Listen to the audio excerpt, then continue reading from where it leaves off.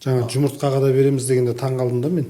Жұмыртқаға халал сертификат беру мәселесін мен өзім де бұл халал сертификаттау органға ұйымға басшы болып келмей тұрып, мен өзім де осыған былайша айтқанда прикол ұстағам мен де.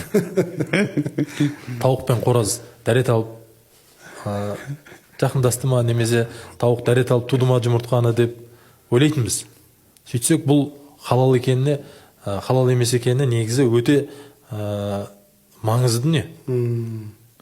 Неге халал беріледі жұмыртқаға?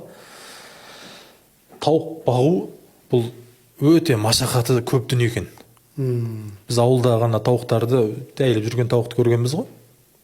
Ол туған жұмыртқасы ол халал. Бірақ жаңағы инкубатор туған жұмыртқа, инкубатордан шыққан жұмыртқа бұл көп қадағалауды қажет етеді. Неге десеңіз, тауықтың ішкен асы маңызды, жеген жемі маңызды. Жемнің құрамында тауықты мясокосный мука деген дүние бар, ет сүйекті жем. Ол неден жасалады білесіз бе?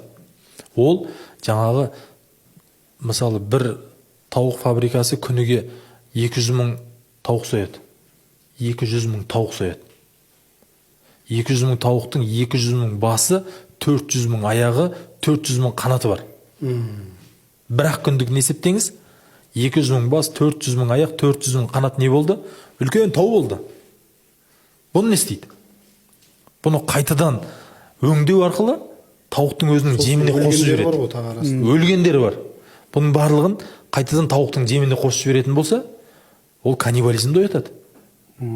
Ол адамның денсаулығына тағы да зиян алып келеді. Еуропалық адамдардың қарасаңыз жаңағы көбісі сандары үлкейіп, бөкселері үлкейіп кеткен ғой. Бұлар неден? Жаңағы тауықтың жұмыртқасын жеген, тауықтың етін жей берген көбірек. Біз жылқы мінезді халықпыз деп бекер айтқан жоқпыз ғой. Жылқы жеп, жылқыны мінгеннен кейін біз жылқы мінез, жылқы сияқты болып жүргеніміз. Қазір енді кім білсін. Бірақ жаңағы тауықтың жұмыртқасы, тауықтың еті халалдығына осы жерде, бұның жеген асына байланысты. Біз халал сертификатты берер кезде не істейміз? Ең бірінші тауықтың жаңағы жейтін жемін қараймыз. Оны тексерістен өткіземіз. Барып, мынау дұрыс екен деп қана қоймаймыз. Оны лабораториялық тексерістен өткіземіз. Және де жаңағы мясокосный муканы, ет сүйекті жемді сен мысалы күніге 200 мың тауықтан 200 мың бас пен 400 мың аяқ, 400 мың тауықты қайда жіберіп жатсың? 400 мың қанатты қайда жіберіп жатсың? Шошқа фабрикаға береді, ит бағатын бірдеңкеге береді, ең соңында жаңағы тыңайтқыштарға қосады. Осының барлығын біз аудит жұмыстарын жүргізгенде кімге сатты, қанша өндірді, осының барлығы тексеріледі.